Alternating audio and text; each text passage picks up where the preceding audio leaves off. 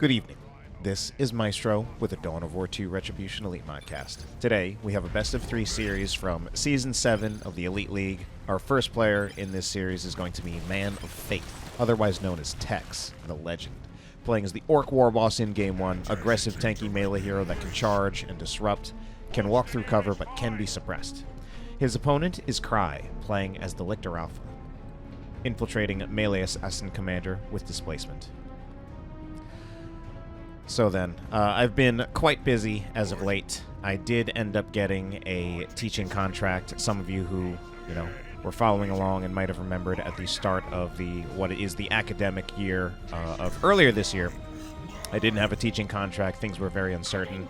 Ended up getting one in the middle of the year, which means I've been kept quite busy. And it's also good because, I'm getting that money. But contract does expire at the end of the academic year, and then once again, the future will be very uncertain. And I may have more free time when that happens to cast a bit, most likely over the summer. For now, though, finally getting around to casting another match. This one from Elite League Season 7, which by now is actually already long over. But still plenty of matches that have gone uncast from it, since I don't think Indrid covered any of them. I only covered one of them myself. And, we've got Tex and Cry right here. Tex, one of my all-time favorites. This guy is super old school. When I say super old school, I even mean old, too. I think he's in his late 30s. He is, 10 years ago, this guy had literal children, so his literal children are now like literal teenagers. Busy adult man he is. So he's not always in the best playing shape because he is quite busy and has adult responsibilities. But he's still a very, very talented player. One of the all-time greats. Has won tournaments in the past when he was more in playing shape.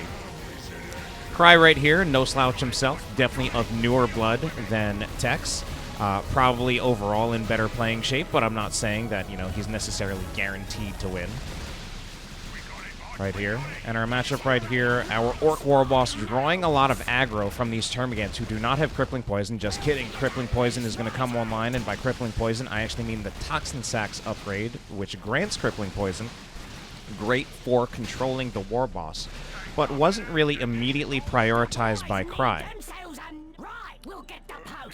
Or maybe it's just still that early on in the game. He doesn't actually have any other upgrades yet, but he did choose to get the Spore Mines out, which by now have already expired. Hormagaun's running around looking to capture a point. Could also possibly get some generator bashing if they manage to sneak around to it. Meanwhile, upgrades coming in for Man of Faith. He only has the single shooter squad, which I generally find is the less common build. Definitely the historically most common build for orcs is the double shooter. But, of course, metas are always changing. At this point, I'll be honest and say with how busy I have been, I can't always keep up with exactly what the meta is. So when I talk about what is typical, I'm talking about historically over, the past 10 years. The double slugger variation is one that I have absolutely seen countless times, however, though. Lictor Alpha being pretty annoying right here. Going to get the decap on the requisition, so that plus 30 requisition income for Tex. Not only is it gone, not only does it need to be recapped, but even once this point is recapped, it won't immediately be at plus 30. It will need to take some time to remature up into that point. By default, it'll start out at plus 10, and over time it will eventually mature to plus 30. So that resource disruption coming from decapping your opponent's resource points, it is worthwhile. And it's also something that commanders like the Lictor Alpha excel at. Okay, we could have an engagement right here. The Tyranids not really choosing to actually focus on the Orcs that are shooting them down, but the Termagants are also in the green cover right here, afforded by that. Now they have a numbers advantage as well. Tex is looking to capture up the map. Here's the War Boss going to charge in, draw a lot of aggro, disrupting the Lictor Alpha. He himself gets knocked over by the leap-on approach from the Warriors. And the Lictor Alpha has been forced off. However, the Orcs also being forced off as well by the approach of the Hormagaunts and the Warriors. There wasn't really enough to control that, especially with only the single shooter. Warboss himself, though, stays in there. So that charge came from the Angry Bits. I do love this war gear. I think this has probably been historically just one of the most common war gears for the War Boss. I think it's incredibly useful. You get that gap closing ability, which allowed him to get in there. And even though it didn't help him win the fight in that particular case, it kept him alive, since he also does get health regeneration from it. So it's very much a tanking and engage mechanic. Sluggers, I think, aren't going to last too much longer here. Committing the Now I'm Angry again. He's still going for it, because eventually Crippling Poison will wear off. But here's another set of Spore Mines out from Cry. I think the Sluggers need to get out of here. Actually good for them to go, instead of retreating, because if they had retreated immediately, they would probably retreat through the Spore Mines. Instead, he walked around more to the right to try to find a better retreat path. Warboss is super tanky, but does want to still be respectful of the fact that this Lictor Alpha could threaten to kill him if he does overstay his welcome. The Warboss still... No, he's fine. Lictor Alpha, though, does have an upgraded weapon, and you have to be very, very careful about the Flesh Hook threat on retreat.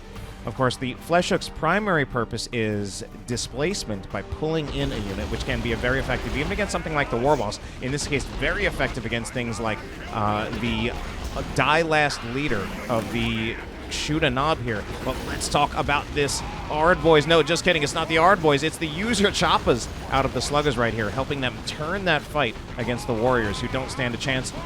Use Your Choppas should be expiring soon, but it might just last long enough to go for this kill on the Lictor Alpha, and it will happen, and keeping the Slugger Boys alive. Very, very nice gamble by Man of Faith. Keeping those Slugger Boys in as long as possible, even with them at low health. He ends up paying several models for it, but he does get down the Lictor Alpha. So although there will be some reinforcement costs on this Slugger Boy squad, it is actually offset by the fact that the Lictor Alpha needs to be repurchased by Cry.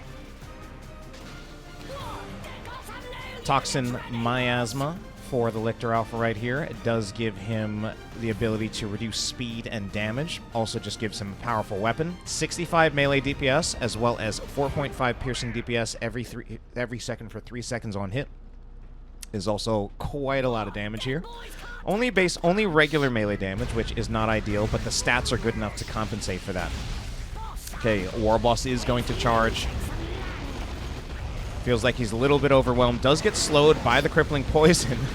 And he's getting knocked down again. But we're seeing just how tanky this Warboss is. He's not actually doing a lot of damage, but he's just drawing a lot of aggro and lasting very long, while the Shooter Boys end up doing the real damage. However, Lictor Alpha is going to come around from the side, and that will scare the Shooter Boys off.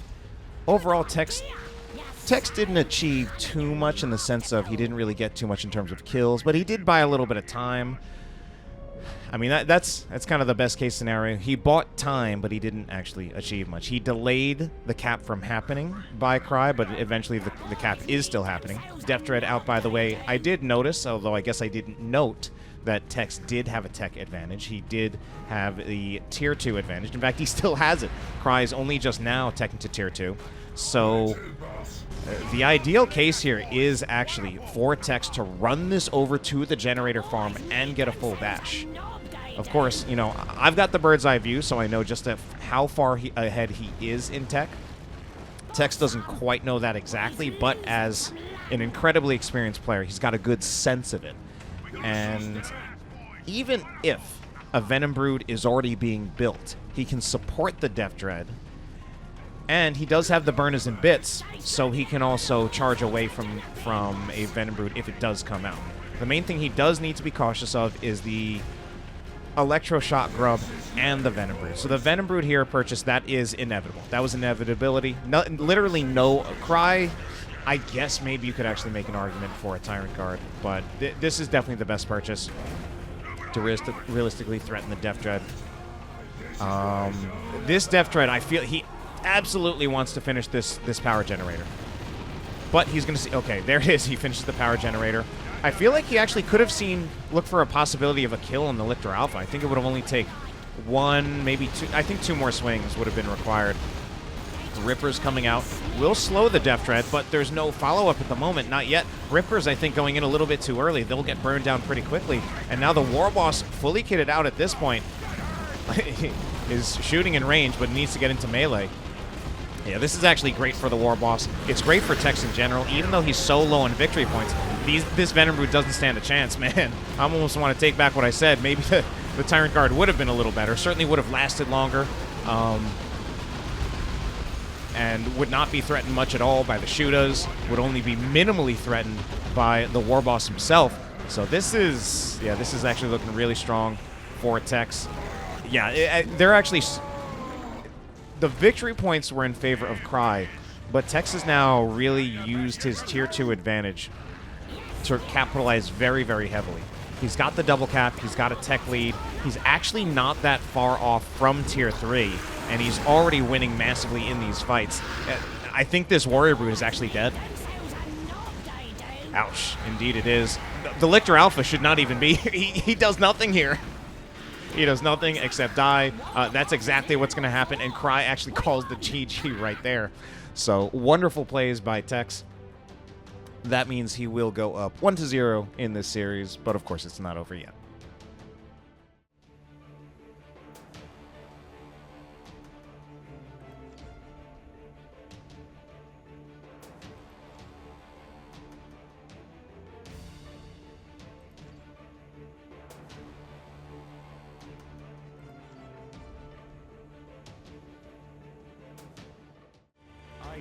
Game number 2 will take place on Quest Heresy, Man of Faith, otherwise known as Tex, the Legend. We'll be switching over to the Lord Commissar. Slightly tanky melee hero, also functions as a support hero, has a free energy shield, but it's the weakest, can buff guardsmen by executing one of their models.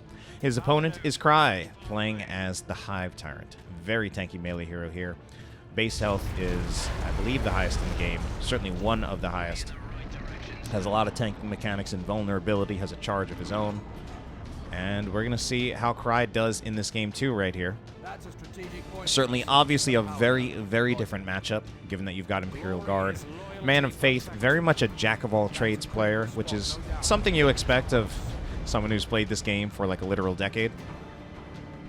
Many of the game's good players are proficient in multiple heroes, although some do choose to specialize. Cry is one of more of those specialist players. Primarily plays Tyranids for sure, so it would not surprise me if we just see full Tyranids in this series. Of course, you do have a pool of 5 heroes, so he's got some other non-Tyranid heroes. I think he also likes to play Orcs. Hive Tyrant, what are you doing here? Hive Tyrant can't do a whole lot against the Sentinel. The most the Hive Tyrant can do is walk at the Sentinel. What is the Hive Tyrant? I don't entirely know. Okay, finally he decides to do something. He'll knock over the Commissar, so at least when he decides to do something, he does it well. But all that walking was kind of strange. He can walk at the Sentinel, which will force the Sentinel to move back. But the Sentinel should also be able to infinitely kite the Hive Tyrant. Faster movement speed, no ranged weapon on the Hive Tyrant by default, although this is also a matchup where I don't think it's ridiculous to see a ranged Hive Tyrant with the Venom Cannon. Commissar going to be in range of the Spore Mines. I think that's a good use of the Commissar's time. Commissar is not hugely threatened by the Spore Mines, and I think can burn them down reasonably quickly. And that does end up being Spore Mines getting pretty little value. Termagant's trying to put some pressure on the Sentinel. We of course don't see any Toxin Sacks just yet. I think Cry, once again, probably looking to get out a 4th unit. Probably a tier 1.5 unit before he actually does go for the Toxin Sacks. Oh no, Commissar overstayed his welcome, and he will be taken down by the Hive Tyrant. Big blunder by Tex right there. Yeah, Tex himself a little surprised. I don't know what happened there, but very unfortunate for him. Hive Tyrant offering some basic synapse to these Termagants, which is a little bit of that green effect that you see on them, which should go away once the Hive Tyrant is out of range. Nevertheless, Cry still looking to press the advantage now, having taken down the Commissar. So Tex will, of course, inevitably need to buy back the Commissar. Heavy Weapon Team also being purchased. Interesting purchase to get. And now that Heavy Weapon Team is out on the field, man, Tex actually super struggling with map control in this game. Might be part of the price he pays by going for only Guardsman, Sentinel as his starting build, and then trying to immediately go into the tier 1.5 unit of the Kadashan Devils. He just had Fury units out on the field earlier on in the game, and he's certainly suffering for it. That kind of happened in the last game too, so we'll see if he can turn it around like he did last game. But again, this is a very different matchup with the Imperial Guard, a race that's playing quite a bit differently than the Orcs. Heavy weapon team sets up, does get some suppression on the Termagants. I'm surprised they're still actually in the suppression range, and they're actually still losing some models from it. Catachan Devils will use Ol Reliable to knock back the Warriors as well as the Termagants. IED is going to be revealed by the Warriors, so it won't get much value here. Mostly buys just small amounts of time, literally seconds. Catachan Devils inevitably lose this, I think. Shotgun Blast is used a little bit late. They actually had a few models that did get knocked down by the Warriors, but inevitably they're going to lose that anyway. Only buying time and slowing down the recap by Cry on this contested victory point. Meanwhile, the Hormagaunts will get in range of the heavy weapon team. Double heavy weapon team, in fact. So this second heavy weapon team, and now the first heavy weapon team can actually just kite the Hormagaunts because they baited them into the range of the second one. So this does offer a lot of control. I think it actually is pretty good against the Hive Tyrant. For the Hive Tyrant to deal with this, he's going to go for the Bioplasma. I actually like that response. I was going to say he would want the Charge, which comes from the Bonded Exoskeleton. Or wait, I believe it's... I'm mixing up which one offers the Invulnerability and which one offers the Charge. I think it might still be the Bonded Exoskeleton. To find the second heavy weapon team and then charge it. But the Bioplasma is an alternative where you get basically a Plasma Cannon ability that does offer knockback. Ravener is going to make life also hard for the heavy weapon team. Feels like Tex just can't really get anything started. He's had a few nice plays, but otherwise this game has really been all Cry. And now it's going to be Cry taking all of Tex's generators. Like Sentinel... Actually, I feel like the Sentinel should be doing a little bit more about this. I feel like the Sentinel should be moving up. Okay.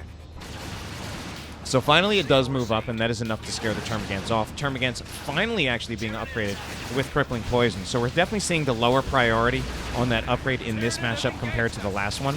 The Commissar not quite as threatening as a melee tank as the Warboss is, not having either the health pool. Actually, you could argue that he does technically have the same starting health pool because of the Refractor Field, but he doesn't have the health regen as well as the gap closing ability of the Warboss. So that control from the Termagant's not quite as valued as early, but of course, inevitably you still want the Toxin Sacks.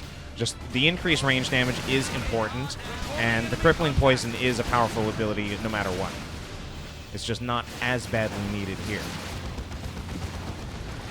The double heavy weapon team. I mean, I guess in this case, there's only the single one. Losing the guardsman here is absolutely horrible for Tex.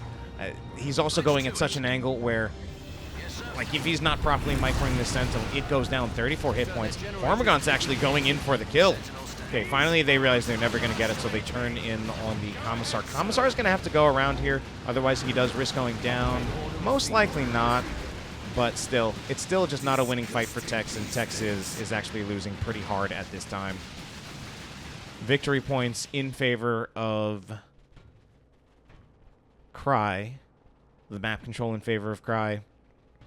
Tex, nevertheless, still manages to get to Tier 2 first, but I don't think this is as good of a sign for him as it was the last game. Because I don't think he necessarily has... You know, he really had much of an economic lead. I think it's more just that Cry invested so heavily into Tier 1 that's why Man of Faith or Tex was able to get to Tier 2 first. We've got the double Tier 1.5. Both of these Tier 1.5 units are more expensive than Tex's. Actually, Tex has triple Tier 1.5. But the heavy weapon teams are pretty cheap. Even the Catachan Devil. Catachan Devil's a little bit more expensive, of course. We also did have several upgrades. We've got double Toxin Sacks, which is expected, and the Bioplasma, not as much expected, but I think that's a pretty good tech choice at this time. Brood Nest will be taken out. Reporting tech upgrade complete. Brood Nest, I feel like, actually had a pretty good position there and could potentially be pretty powerful. I think Man of Faith just made a good play for it. In the end, I doubt it'll be enough, and we're not really seeing Man of Faith finding a way to really turn the tide in his favor. I mean, he defends, he forces the retreat on the warriors, but the warriors buy enough space for the ranged blob from Cry that they finish off the final power structure that Man of Faith has. So now Man of Faith is in tier 2 with not a whole lot in terms. He might be able to get a Chimera soon for whatever that's going to be worth. I mean, I guess for what it is worth, we don't really see a whole lot in terms of... There isn't enough to take out a Chimera, but now the Venom Brood is actually coming. In part because it's not like Cry is actually struggling financially with this much of the map, this much of the map captured. So, Man of Faith maybe actually figuring that the Chimera might not even be such a good idea, and instead decides to go for Stormtroopers.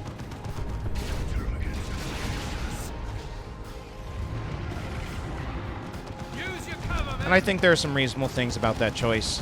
Certainly he knows that the Zoanthrope is right here. Oh no, but he also lost his Garden Squad. The Stormtroopers kind of give him a chance against the Zoanthrope, because if they can use their infiltration to find a nice flanking angle and really burst down that Zoanthrope quickly, especially when Cry is not expecting it, they can kind of threaten to kill it. If Cry is on top of his reactions, he should still be able to retreat in time, so that he at least doesn't lose the Zoanthrope. And again, this is kind of just making an argument for it, because Texas trying to stay in this game with the victory point captures, but he's still very much not in a winning position. Yeah, I mean, we see the Stormtroopers, they are targeting the Zoanthrope, and that is pretty much their purpose here. It's not the only thing they can do. They can be pretty good at dealing damage to the Raveners as well as the Termagants because they outrange those squads. But now we see they're also just being shut down by the Rippers. And they have to move back, because if they stay around to melee the Rippers, that actually just means the Termagants and the Raveners will move into range. And if they can actually get into range of the Stormtroopers, they'll burn them down quickly. Stormtroopers, not incredibly tanky. They mostly benefit from having increased range. That's kind of their... They have good DPS as well, but I think the bigger thing is really the increased range that allows them to outrange most other ranged units. So we see they're trying to kite and outrange. They're trying to put in some damage. But it's tough against this range blob, especially now that we do have the range synapse coming out of the Venom Brood, giving improved health to all of these squads right here. The Termagants as well as the Raveners. Okay, Tex is going to be setting up with his heavy weapon team. Hormagaunts will eat some of that fire. They don't even get suppressed during that time. And here's the flank. The heavy weapon team not working out so well here, and that's just going to be another instant retreat. Old reliable. First, it looked like it wasn't going to connect, but then it finally does. One of these heavy weapon teams actually just being used to hold this victory point. But now the Gene Stealers are... Technically, they've got a model inside the firing arc. He actually does move right outside the firing arc, and this is just going to really... If Tex doesn't respond to this soon enough, and it looks like he isn't, he's just going to lose the heavy weapon team. Ended up getting a second Stormtrooper squad. Yeah, I think the Stormtroopers might be something... The Chimera is very much something you want to use when you are ahead. I think the Stormtroopers are a little bit better when you are playing from behind. He takes out the Hive Tyrant for whatever that's worth at this point, but we're going to see Tier 3 coming out for Cry. He's got the single cap, soon to be the double cap. Tex dragging this one out. Hormagaunts will be killed. But Tex only has this power node. It's the only point on the map that he possesses at the moment. Looking for the decap here. I don't even think he gets the decap here, let alone the full cap. Commissar Flare used, not to much avail. Stormtroopers also getting too close. I don't know if they're trying to threaten a grenade. That would have to be what they're doing if they're getting this close. Oh, they're just trying to get the zoanthrope. They're really trying to force the kill on the zoanthrope, but now it's not working. Zoanthrope gets out of there alive with more than half of its hit points, and the stormtroopers don't get out of there at all.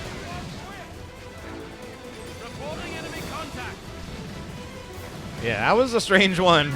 I don't entirely, like, I mean, I guess it looked like he was going for the zoanthrope, but running right into the range blob was... Yeah, didn't quite work out for him. So that will be Cry picking up a game right there, and we're going to go into game number 3 in the series.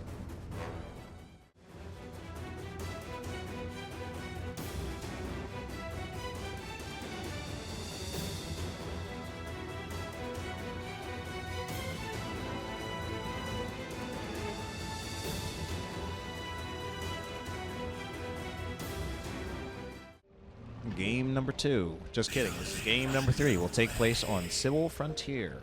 Cry this time going to be playing as the Ravener Alpha inside his tunnel. You get those tunnels which can grant you global mobility. Very powerful ability for the Ravener Alpha. Ranged commander to start out, but can also get melee weapons. Tex, meanwhile, this time going to be going back to the orcs, and this time he's going to be on the Commando Knob. Commando Knob is a sneaky orc who can shoot you, stab you, blow you up, and all that. And he's very, very sneaky. So then, Tex back on the orcs. I guess that matchup worked out a bit better for him. Of course, even though it's back to the orcs, it is a different hero, because it is a requirement in the Elite League that regardless of whether you win or lose, you have to play a different hero every single map. Cry, though, going to stick with full Tyranids for this series, something you can do in the group stage when series are still best of 3. When and if you make it to the playoff bracket, series become best of 5, so you may actually have to play more than one race. And again, at this point, this is all old news, but you know, we're only watching it just now. Stun bomb gonna hit the building. It does stun them, but doesn't do damage to them, so it doesn't really force them outside of the garrison. One also thing to consider is that this particular garrison only has 150 hit points, so depending on what you get later on in the game, you can actually threaten units in this garrison by trying to destroy the garrison. And destroying a garrison instantly kills any squad that is inside it, regardless of the health pool. I learned this the hard way a very long time ago when I tried to steal a bunker with a Nob squad, and I ended up losing a full health Nob squad to a booby-trapped bunker. Fun fact, though. Anyway, we are going to see the double shooter build out of Tex this time. So again, this is what I typically think of as the really typical orc build. Really just focuses on the orc strength of their rather overwhelming range DPS early on in the game. Once you get shooters on big shooters on both of them, and especially once you fully upgrade both of them. Also gives you control with the aiming what stat. We're even going to see the double slugger out of Man of Faith. So this does mean that he is going to delay putting down generators on his farm. Cry himself, though, he's seen that he also likes to go for long tier 1, so we don't see generators, not a full generator farm that is, because he is going to go for the tier 1.5 unit, the Warrior Brood right here. And for a tier 1.5 unit that roughly has this cost, you usually go for like 1 generator.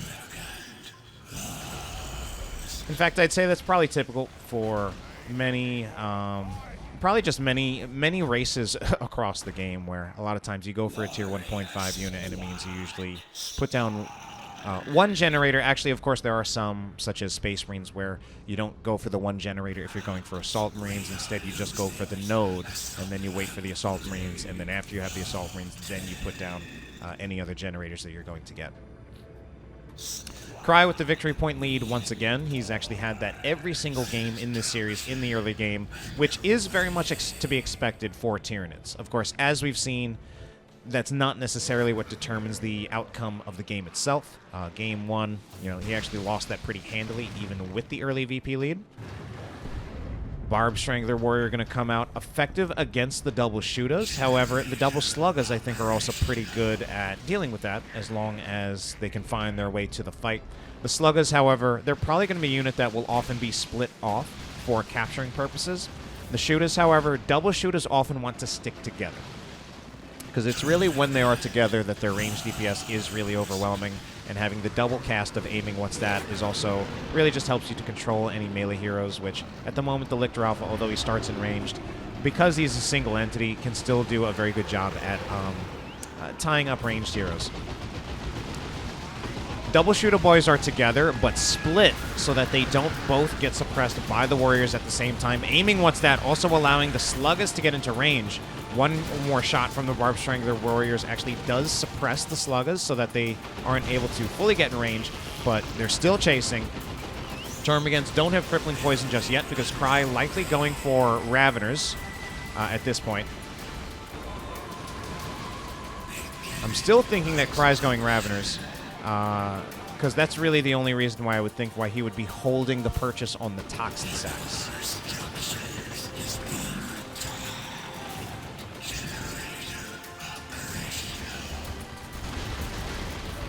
Shooter Boy is going to find themselves in a rough position. They're going to need to retreat pretty soon just to really mitigate their losses there. Found themselves in a kind of a bad retreat path from the Catalyst also used on the Hormagaunts right there.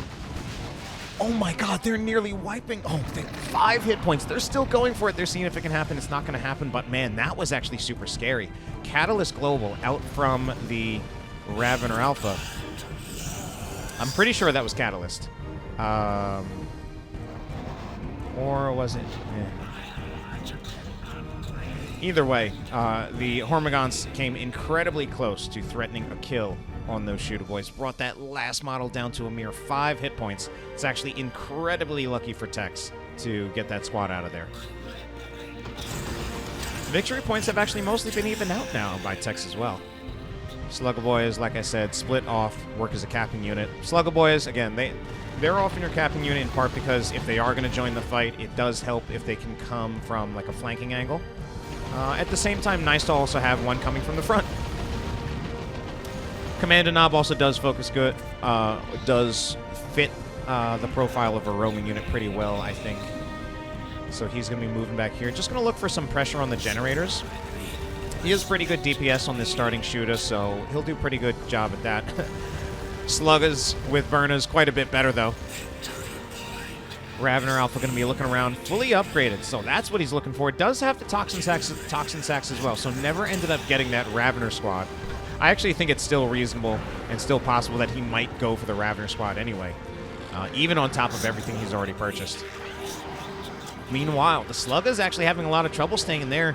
I think that's very, very low value for a Texas generator push. I mean, it's not terrible value considering he did get a generator with only losing 1 model. It's still worth it. I just feel like he could have gotten more if he had focused a little bit better. But the Ravener Alpha fully upgraded there, I think, was very, very effective in dissuading those Sluggers from getting much more out of it. Crippling Talons right here, or only singular Crippling Talon, reduces the damage of the Sluggers. So, also makes the Ravener a bit tankier and just makes him a little bit more of a dedicated melee hero. Meanwhile, this Reinforced Chitin, that's even more what was really doing it, because I noticed that those Sluggers were slowed. And being slowed by 50% is actually pretty huge. 50%. And he's also just very, very tanky now. 100 more health from the Crippling Talon, 200 from the Reinforced Chitin, 1050. Now, that puts him in line with the Hive Tyrant's baseline, which, of course, the Hive Tyrant can upgrade to get even more than that. But 1050 is still pretty big. Toxin Miasma to round it out. Man of Faith finally does go for an upgrade on the Commander. He's going for the Assassin's Knife. I think a big part of that is he wants the Trip-a-Shot for the stun, for the single target control. And speak of the devil, used right there.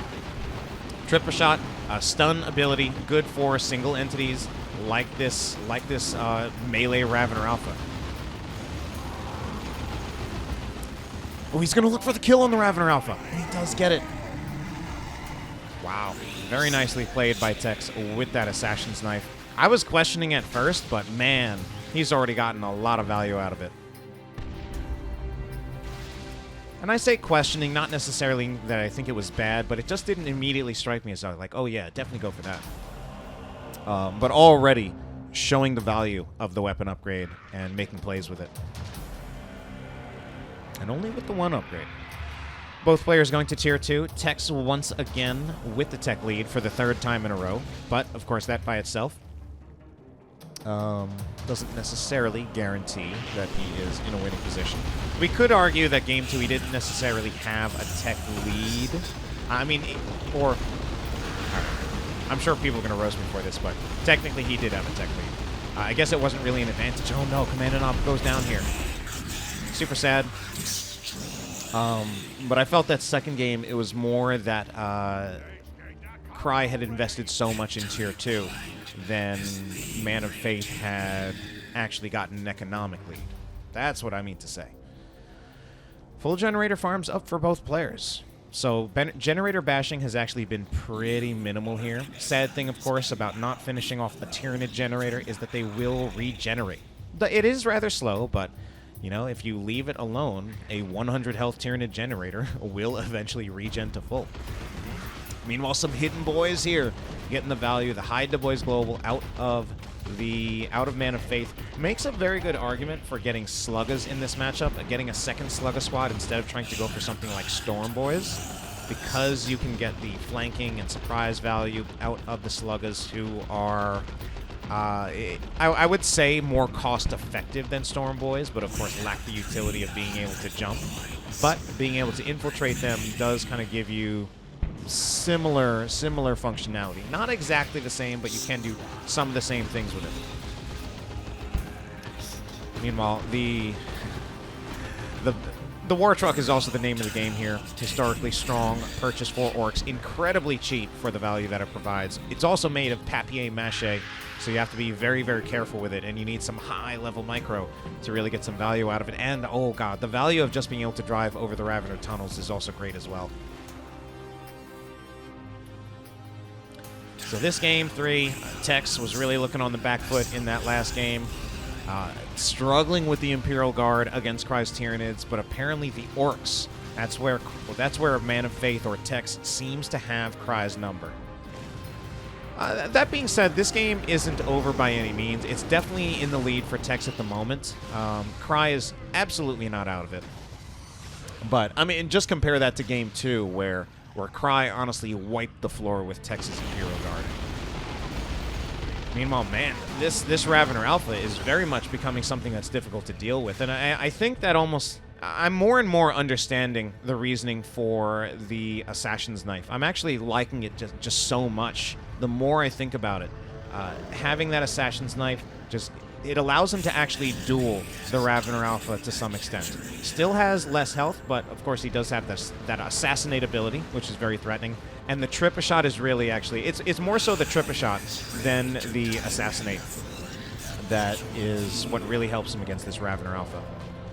Oh, look at this. Trip-a-Shot. Is the Trip-a-Shot going to come in? I feel like it needs to. Yeah, there it is. It's so good. It's not going to last forever, but it is enough that it's going to result in the kill. Yeah. And, I mean, sadly for Cry, I do feel that he had an opportunity. Like, I feel like he had enough time to actually get the Ravener Alpha out of there. But again, you know, of course, these are humans, so they're going to have reaction times as well. And in that case, I think Cry's reaction time is just not completely on point. But nevertheless, perfect reaction times or no. Ooh, but Cry is actually going to turn around and make the play in return using the Focused Warp Blast to give the Commando Knob a little bit of a taste of his own medicine. Knocks over the Commando Knob. And Tex was overplaying his hand a little bit there. Went in with the Commando Knob while he still wasn't exactly that high on hit points. Got CC'd. Knocked down by that Focus Warp Blast from the Zoanthrope, and that allowed the rest of the Tyranid units to finish him off. So that kind of equalizes things a bit. I say a bit because we've got Man of Faith going into Tier 3. Cry, very, very low on Requisition, but his Requisition income is fine.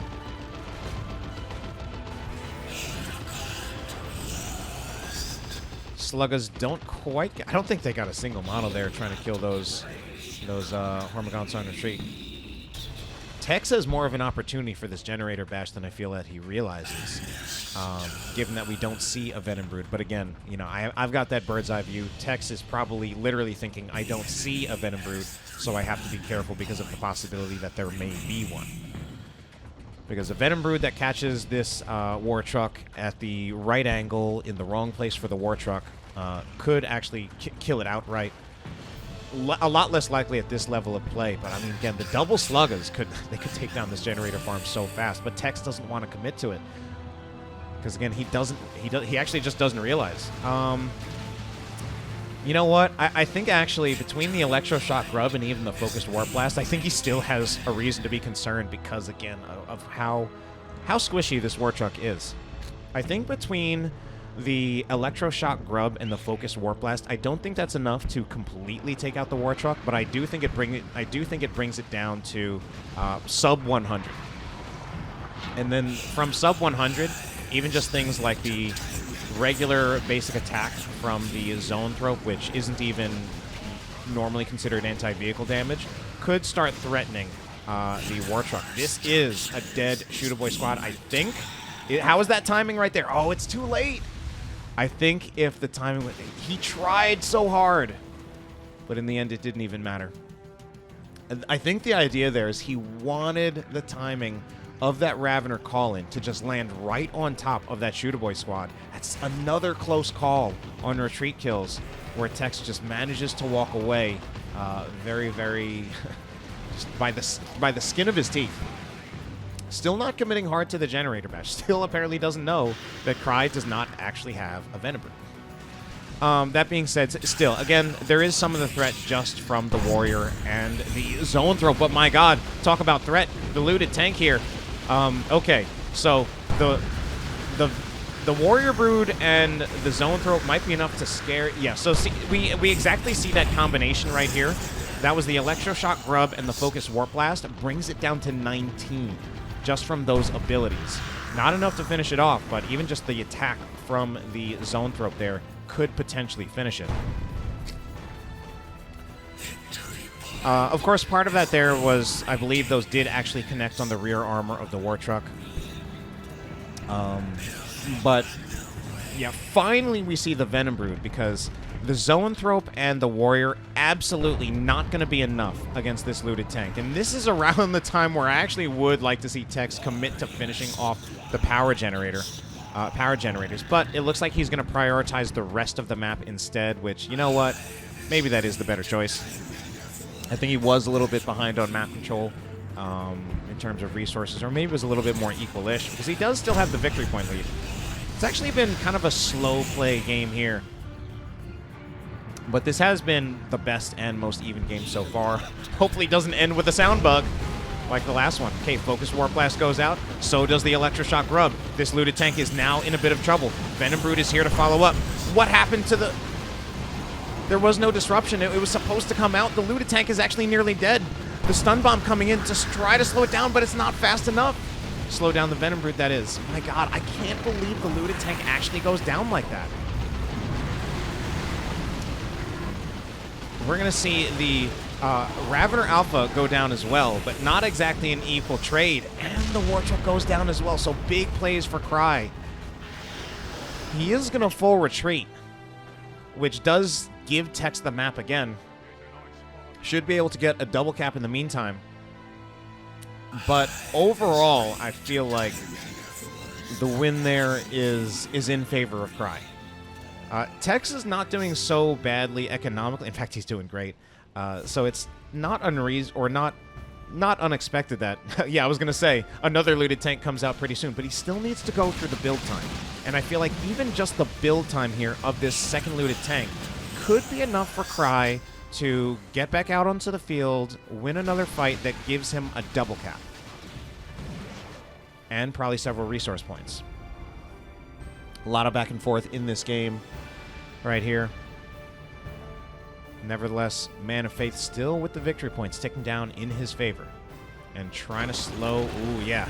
The Venom Brood leading in like that, they can't really threaten the Shooter Boys, so they'll need to move back.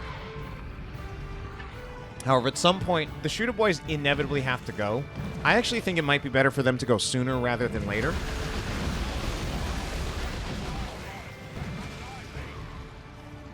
because eventually they will need to reinforce for Man of Faith to realistically win future engagements. So there's that. It's actually still only a single cap for Cry. So, and the looted tank is out, so he actually does not manage to get the double cap just yet. It'll come eventually. The Raveners will also help to spot the second looted tank, which means I don't actually like the Warriors going in there. I think when Cry has to deal with the looted tank, I think he needs to full commit the 3 important squads, which are the Warriors, the Zoanthrope, as well as the Venibrood. As it is, Venibrood right now is busy capturing a point, so as long as they're busy capturing a point, he shouldn't actually look for the looted tank.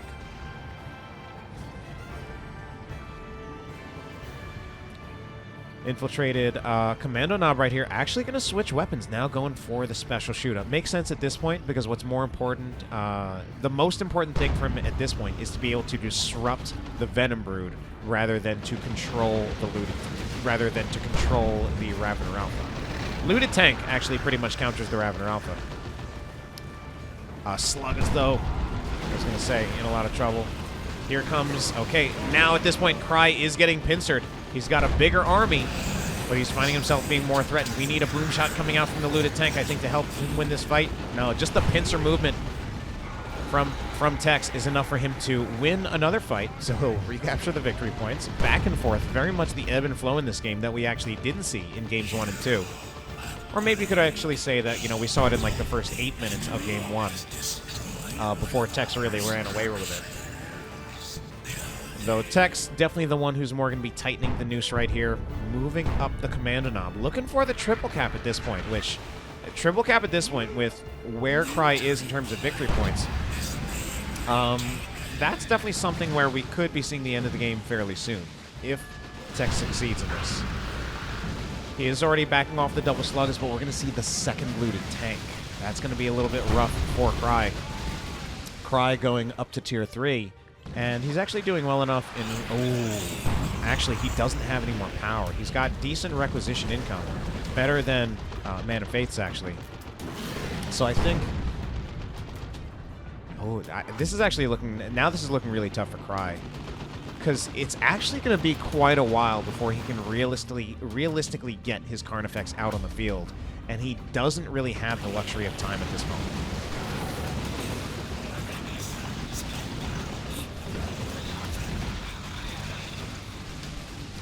Alright, victory points have been whited out. Tex, no, just kidding, this is Cry. You're going to be taking the bottom victory point, or is he? Yeah, can't stick around very long at all with that looted tank, just firing away at them. Second looted tank is now here, upgrading to the reinforced plating. Meanwhile, the Commando Knob, I think he needs to get out. Okay, finally Retreat is activated, even though it's not showing, but does he actually make it out? Finally does get around the line of sight blocker so that he can't be finished off in retreat. Single squad of Shooter Boys is out here. This Venom Brood forced off the field is terrible for Cry. This is absolutely bad time for him to be losing that Venom Brood right there, them being going off into the base. Oh no. This might be the beginning of the end, and I think this Carnifex is too little too late.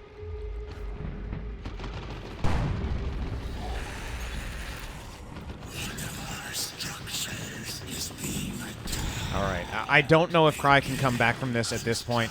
There's too many reinforcements that need to come with not actually a lot of resources left at this point. The high income doesn't even matter that much anymore because we don't have much time for that income to come up. To come in, rather. The income comes in. Yeah, it's a double caps, possibly even a triple soon. I think this is Tex with the 2-1 victory in this series.